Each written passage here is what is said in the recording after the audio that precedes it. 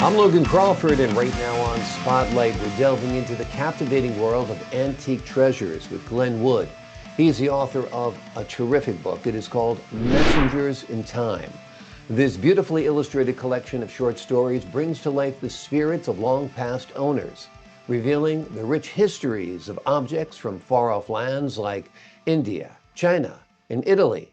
Discover the secrets hidden within these timeless relics as we explore their journeys through time and culture. We're delighted to have this very talented author join us here today on Spotlight. We thank the team at Atticus Publishing for helping us put him in the spotlight today, and we ask viewers like you to support authors like him by subscribing to our channel and by purchasing his amazing book. The links are below this interview. Glenn, great to see you here today on Spotlight. Thank you. Nice to be here. Great to have you on the show. You are an expert in antiques. How did this come about? How did you get an interest in these relics and artifacts from the past? Well, I live in the intersection of travel, culture, and wood. And I think my life has been fascinating, even from a very small child. You see, I was born in England right at the end of World War II. And frankly, we were very poor.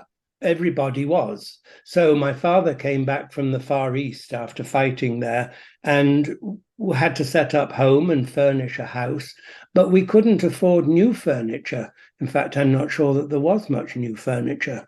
So the older it was, the cheaper it was, and we had to start with 16th, 17th century furniture. I mean, my mother found an oak cupboard in a chicken farmer's farmyard.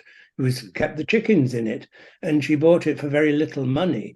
But this, I always found it not just utilitarian, but the fact that it was from the 16th century seemed to speak to me that this was, wow, this was many, many lifetimes. So old things from there on. And I should say I was almost into my 10, 12 years old before we could afford Georgian furniture.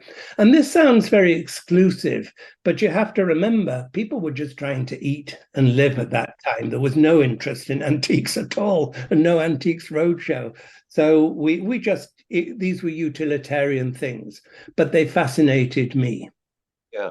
I had a similar upbringing. We never had new anything. We had a used refrigerator. We had used furniture. It was just part and parcel. We'd go to a little shop called, I think it was called Chatham's, and we would pick out some used furniture.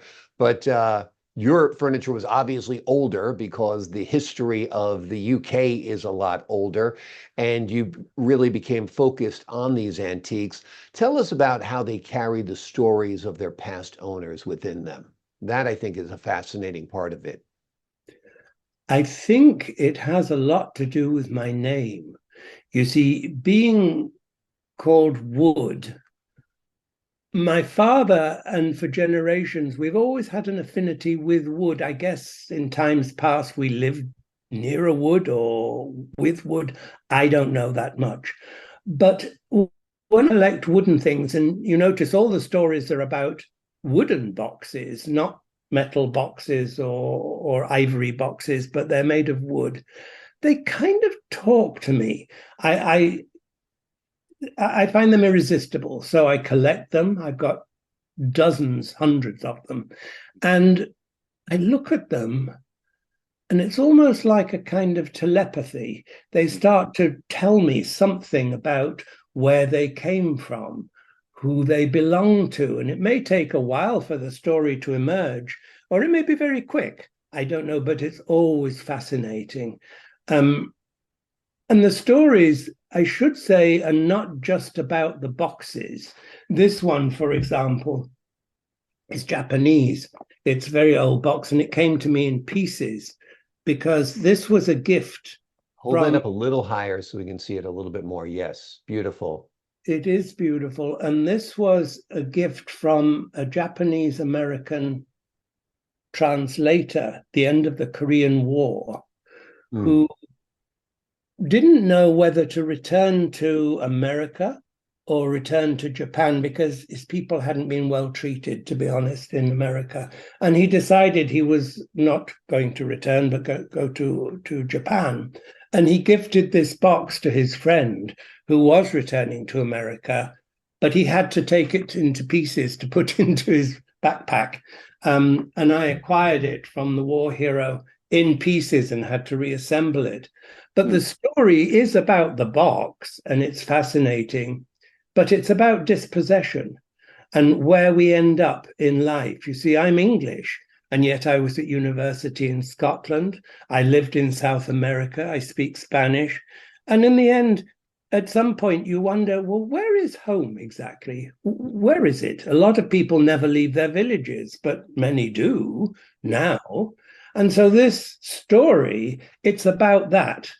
And given time, we become rehabilitated and settle into our environment, wherever that may be. And that's the purpose of the story for that particular one. Wonderful, wonderful. Let's give the folks at home an overview of the book. What will they find between the covers of this beautiful book? It's worth pointing out that this is a collection of short stories, and they're really quite short stories. They shouldn't take more than 10, 15 minutes each to read. Now, when I set out on this journey, I was told, oh, forget, nobody's interested in short stories. I said, well, I am. I just don't have the patience or the time to read a 500-page novel. I don't. Yep. But a short story is a nice bite-sized piece of literature and information that anyone can consume. Mm-hmm. So we have, I've just been writing for a number of years. Every one of my boxes, a little story appears to me, and I just write it down and record it. And in this book, Messengers in Time, I think we're going to find, 8 or 10 stories, 10, I think, short stories of boxes which will transport the reader not only to different places, but different cultures, different points in time and how they arrived. Because the great mystery to me is I find an Indian box, a Chinese box, a Japanese box, and it arrives here in Pennsylvania, in America. And you think, well, what waves of the ocean caused it to wash up on these particular shores? Mm. And I think that little journey is interesting to everyone, because we're all interested in the quest, in travel, in search, because at the end of a journey, there's something. It might be a pot of gold, it might be something less wonderful, but we're always intrigued to see where life takes us. And these boxes, antiques generally, their lives are much longer than ours, so they've accumulated a lot of wisdom in their journeys, and I want to impart some of that wisdom. So hopefully people feel a little wiser, a little more enlightened after they've read one of these stories. And by the time they've read all 10 of them, they should be very entertained. Absolutely. And these artifacts, these antiques truly are messengers in time. Which country or culture do you feel left the deepest impression on you during your travels? Oh, that's very hard. I have an office in China still, and until COVID, I used to travel there quite regularly. It's involved with holograms, making fanciful images. But I don't have the stomach for long distance travel now. But after I was at university in St Andrews in Scotland, I went out to Bolivia, of all places, in South America. Not many people know much about Bolivia, but it's high up, 12,000 feet up in the Andes, and a quiet, mysterious place.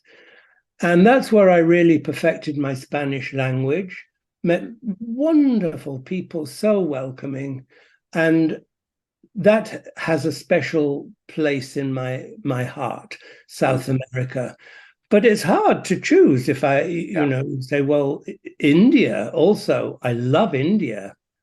particularly because of the food. In England, we always had a lot of Indian restaurants. And I told them in India, I was staying in some very nice hotels. Well, the food is better in England, quite frankly. And they said, we know all our best chefs have gone to England. So That's it was ironic. But that yes, is ironic for sure. I'm a Yeah, world traveler. I like everywhere. yeah, it's like choosing to ask people to it's like asking people to choose among children. It's a tough question, no doubt. And each culture, each land has its own benefits, has its own attributes for sure. Is this book going to be part of a series? Do you anticipate more books coming? Yes, I don't know if you can see behind me, there are some white folders. Those are Mhm. all my unpublished books. Um, Okay. so yes, very much this is part of a trilogy. The next one, Echoes in Time, is already hitting the bookshelves, and we're working on a third one, which will be called, and I like this title, Woods Whispers, because these are like the messages of wood being whispered across time. And I would like for you to ask me, Logan, why boxes? Because I do feel a particular affinity to boxes because they're like people. You've got an exterior and you react to that like a person. You look at, how are they dressed, and they're part of a tribe, and you get certain clues. But it's only when you open it up and see inside, then you get clues to what it was for, how Mm. is it being used.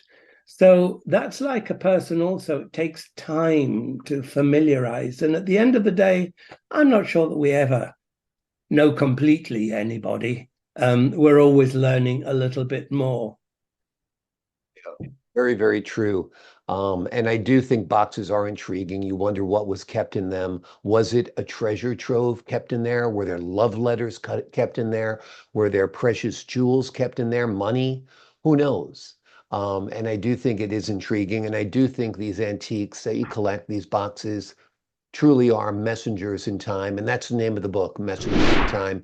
It is a beautifully illustrated collection of short stories that bring to life the spirits of their long past owners, revealing the rich histories of objects from far off lands like India, China, and Italy. Glenn, thank you so much for joining us here today on Spotlight and sharing your insights with us. It was a pleasure. Thank you. Pleasure is all mine. To the folks at home, I'm Logan Crawford, thanking you for your time this time. Until next time on Spotlight.